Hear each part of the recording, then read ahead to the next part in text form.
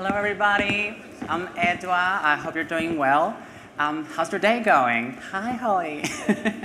I'm very happy for being here at NFT Berlin because there are so many incredible conversations taking place at this space. So I feel very honored to be speaking among such talented innovators.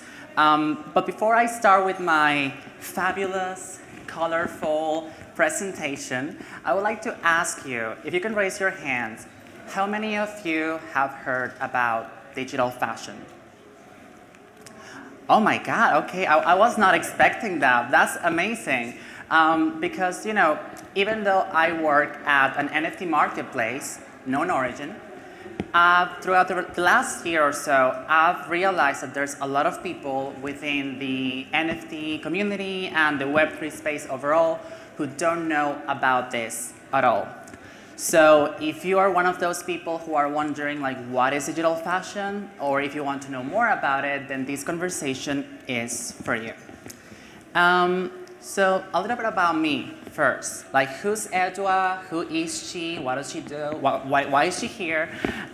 So basically, I was raised in sunny Mexico. And during my formative years, I was involved in the arts industry, the performing arts, to be more specific. I grew up to become a news presenter every Friday at 6 p.m. And when I had the chance to move to England to do my second degree back in 2017, I took it. I wrote for different emergent publications as an intern, as I was also doing my personal screenplay and songwriting projects. And then eventually the roads took me to KnownOrigin. Right there, I became their events manager. And I organized their first major event and exhibition called Digital Natives back in October 2021. This was a fantastic event. I curated the exhibition alongside our co-founder, David Moore, who is just right there at the back. And we had a fabulous time that night. We had a pull-up, a DJ, 22 screens, 40-foot projector, and free drinks and canapes for over 350 people. It was the biggest NFT exhibition in the UK until that point.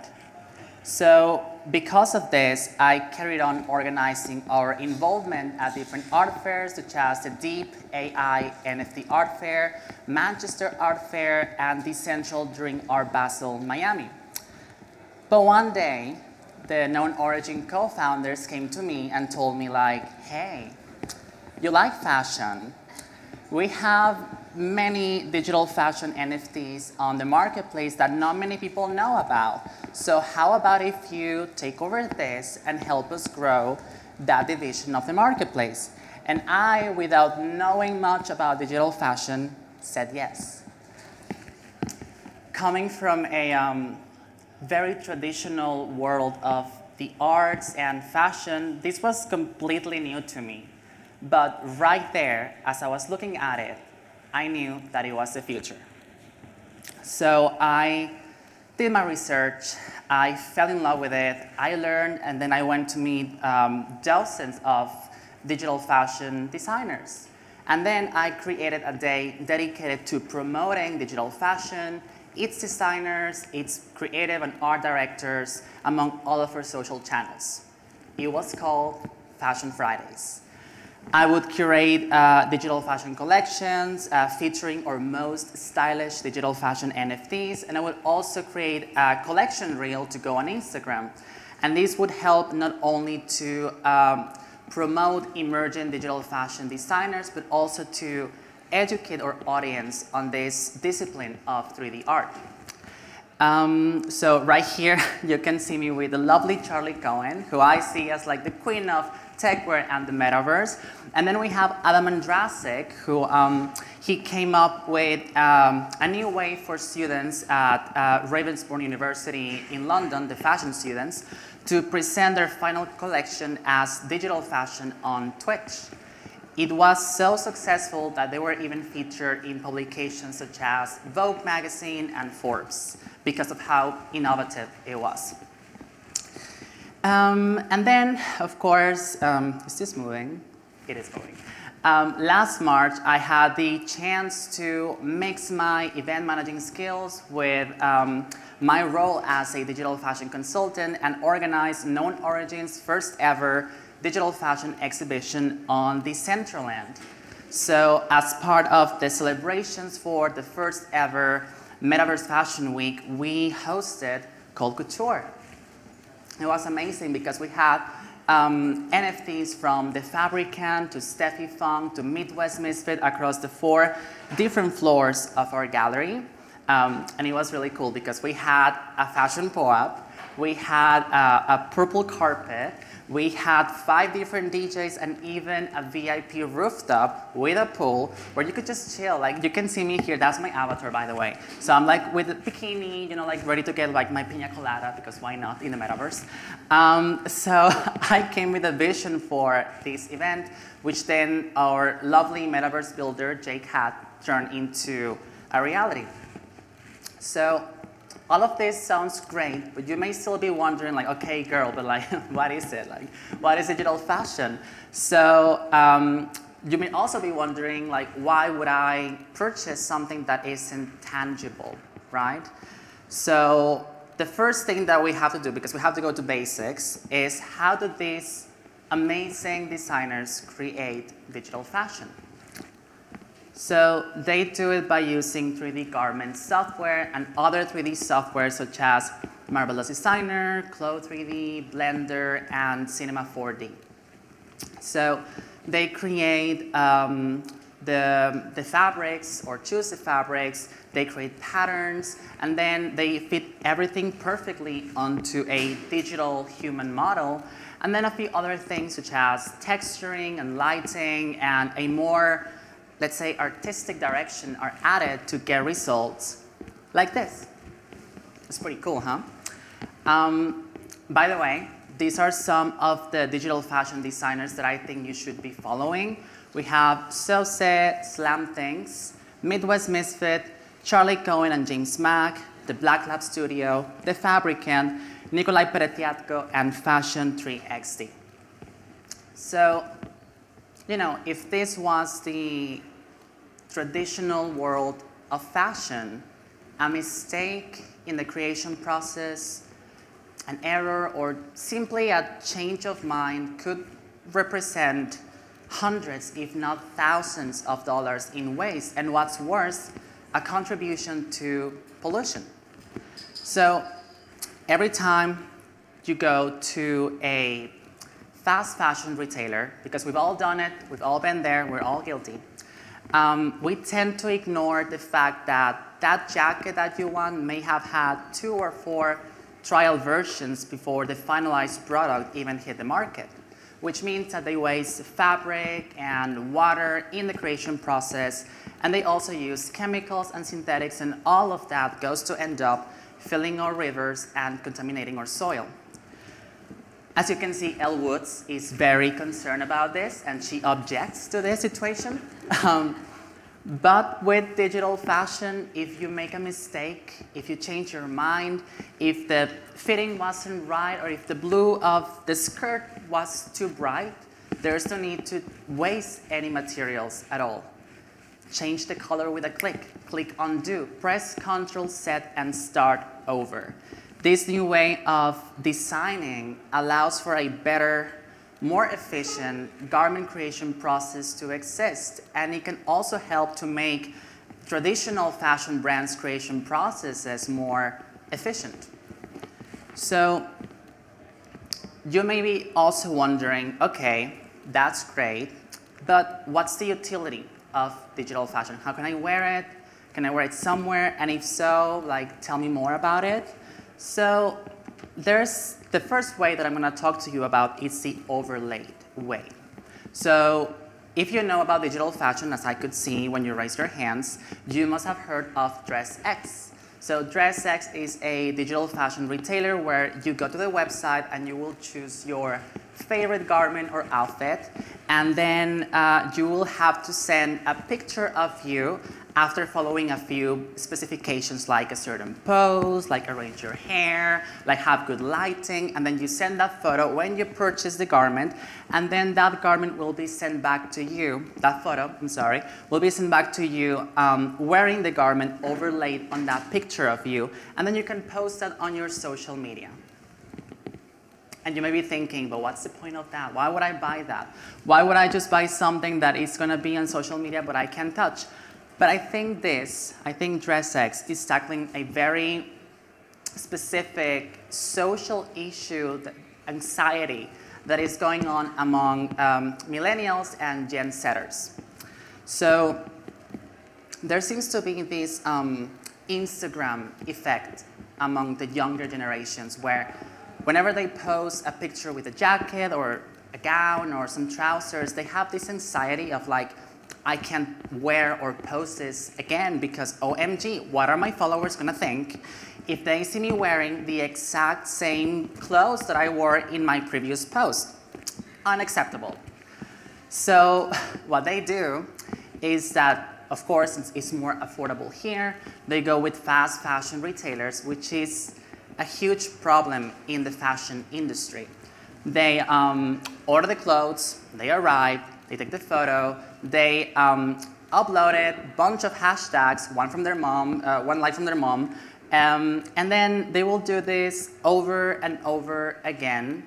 And of course, this is contribution to pollution. And let's not even talk about the whole shipping methods and all of that, because we could stay here all day. So as you can see, if you want the fashion just for the photo, go for digital fashion.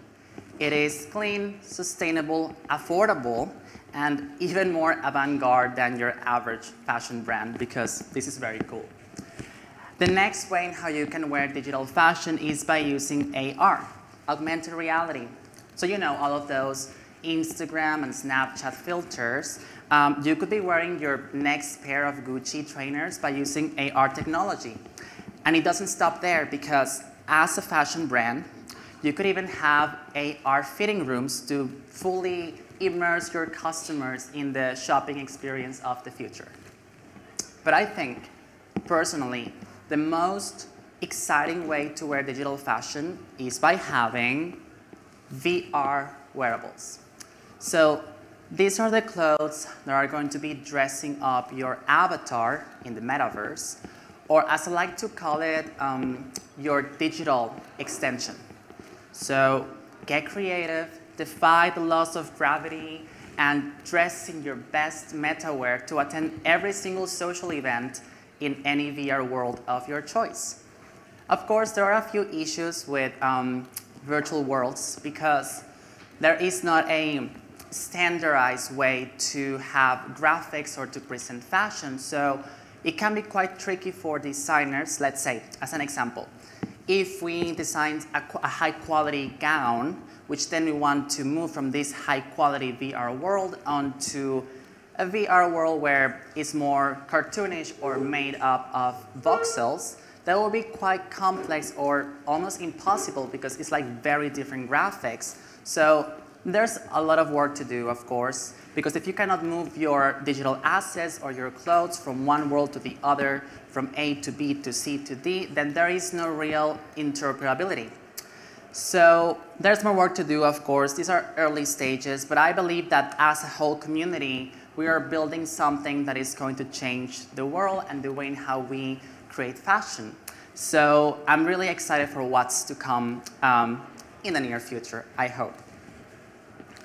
So, okay, we just talked about fashion as part of our identity and how to wear it, but I guess the main question would be, how is it going to change the fashion industry, and how is it going to change our consumer behavior? So, since 2018, the fashion industry, it started to change, to shift, and it was quite evident that consumers were looking for experiences over objects. So these brands started creating experiences that would link to their sales. And that's why we had hotel residences by Versace, Armani, Bulgari, a pop-up shop in Chicago by Louis Vuitton. And of course, the sales went higher and higher and higher. That's because people realize that luxury is not about getting the next Gucci or the next Dior dress or whatever, Versace shoes. Luxury now was going to exotic places and amazing, aesthetically pleasing environments and document everything on social media. That's luxury now. So, of course, they came with experiences like this because that was the way to go. But now imagine that as a brand, we can start looking into brand narrative, which is super important. And until today, in Web 2 fashion, of course, this constitutes having a specific tone of voice, a website, marketing, a signature style, and if you're lucky to be one of the longest running fashion houses in the world, then using your prestige and history. But what if that narrative was part of a world building where you can bring your customers to interact, play, shop, socialize, and learn about your brand? So let's move on to world building, which is quite exciting. So here, you can bring people to interact with your brand, to get fully immersed and buy merchandise, buy clothes, and even buy cross-reality garments. So you can buy a digital and also get a physical twin. So we had very exciting projects this last year. Tommy Hilfiger had a pop-up store on Decentraland.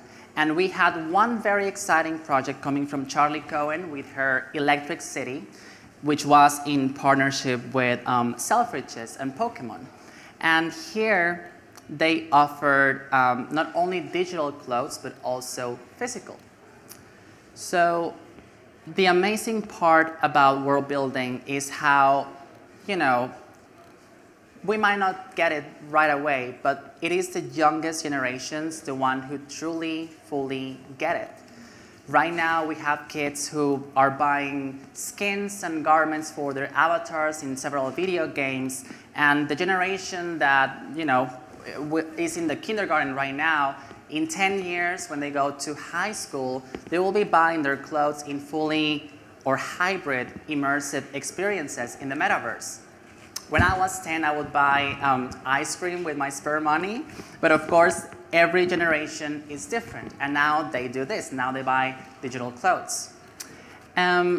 So let's talk about how this whole narrative and world building allows for a better experience when it comes to NFTs and fashion. Because you may be wondering, what does NFTs have to do with digital fashion? And I want to tell you that digital fashion is not dependent on NFTs and blockchain technology.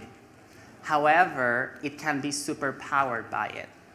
So Web3, in my opinion, encompasses Metaverse, crypto, NFT, decentralized finance. And that allows for decentralized commerce to exist. So as part of decentralized commerce, I don't know if I'm moving to, no, not yet. As part of decentralized commerce, you don't have, your commerce business doesn't have to go through any centralized monopolies at all. You can also opt on how you want for your data to be used, or if you want to make a profit out of it. And what's best is that digital assets and physical assets can both be purchased and moved smoothly. And there's a company that is doing this right now, which is called Boson Protocol, which you may have heard of. And they do this by integrating non-fungible voucher tokens, which means that if you purchase a jacket in the metaverse, imagine going to the metaverse, purchasing a Tommy Hilfiger jacket for your avatar, but then with that redeem voucher, you can get sent the jacket, the physical one, to your address. So you have this cross-reality fashion for you. And that's the wonders of Web3 and decentralized commerce. But what happens with NFT marketplaces? What do they do here? Because of course, we know that Web3 is for everyone. However, it can be very difficult to deal with Web2 brands, especially because sometimes they want to join this space for the wrong reasons and for the money. Because let's be real. They don't know about smart contracts. They don't know about gas fees or decentralize this, DeFi that. They don't have the time. They're busy creating the garments for the next season. So that's where NFT marketplaces come to the picture and to the rescue. So this is a design by Sose. He's a French artist. So he creates this wonderful garment and tokenizes it as a JPEG or an MP4. And then he mints that on X Marketplace. So if you, as the marketplace, you have a redeem protocol or you partner with a company that has a redeem protocol and you integrate that into your marketplace, you can offer a series of unlockables in a system where the designer creates, the NFT marketplace hosts, and the redeem protocol delivers. So here are a few of the unlockables that you can offer. So you have experiences, physical, and digital. Let's go with experiences. So you can offer multiple things. You can offer that whoever owns the NFT will get access for a year or two or as many years as you like to your fashion runways as a VIP. If you own the NFT, you can meet the designers. If you own the NFT, you can get the original sketch of that gown or jacket or whichever outfit you purchased. There are multiple experiences that you can use to make the customer, the client, the owner of that NFT to feel more integrated with your brand. Then comes the physical, which is the one that I love the most because it's very exclusive. So you have this garment, digital, but then you get a physical twin. And that physical twin will be a one-of-one, so it is highly exclusive because this will be made only for you. Nobody else will have it in the world, only you, and it will be made to measure. And of course, you can have it made to measure for you, or if you don't want to wear it, you can also have a standardized version to place in your gallery or in your house just for display. And then we have the digital one. And the digital is pretty much what we just talked about, VR, AR wearables, and that's the whole experience that you can offer to your customers by using NFTs and a redeem protocol. So as you can see, this is completely different, a completely different experience to what we're used to when it comes to shopping for fashion. But I think that this gives you a much better, more exciting experience than going into a store and coming out of it with a ticket and a bag. This is more immersive, and it can offer you to be and feel like you're part of the brand. So Dolce & Gabbana did this last year with their Collezione Genesi. And here you can see an example of a digital gown and the physical twin. So they did the exact same thing, offering multiple experiences in different VR worlds. And so brands are looking into this. Everything is shifting to VR and digital fashion. And as you can see, the demand is going to be quite high. And I'm really excited to see what's coming because so far for 3D designers, there is no, say, market for them to find a job. But in England, right now, they opened the first degree, which is fully digital fashion. There's people like Adam Andrasik who are teaching the students on how to create digital garments. And then all of these designers will have, once we have digital fashion houses and phygital fashion houses, they will have a market to go and work for, or even start their own fashion houses themselves. So what do I want for the future? And how do I see fashion? So right now, I'm working on building a phygital fashion house. So what I want to do is that I want all of you to forget about sizes, small, medium, large, extra large, and have everything made to measure just for you. I want to make on-demand clothes, so I don't want to overproduce.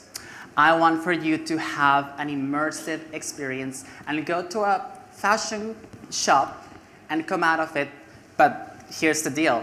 That fashion shop has no clothes at all.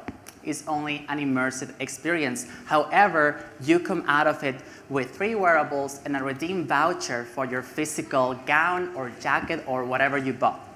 I want to produce phygital fashion shows, which are going to change the way in how fashion weeks are presented. So this is all, of course, very exciting, and I cannot wait for, the future and see how everything turns up and to see how all of these amazing designers like Sose and all of the rest that I just showed you will do in the coming years. Because I think instead of focusing on helping Web 2 brands jump to the Web 3 space, I think I find it more interesting if we nurture and support our emerging 3D designers who are within the NFT space and help them achieve their fashion goals. So I'll be here in Berlin today and tomorrow for anyone who wants to keep the conversation going on digital fashion. I'm Edua Sykes, and this was Web3 Fashion because it's so hot right now. Thank you.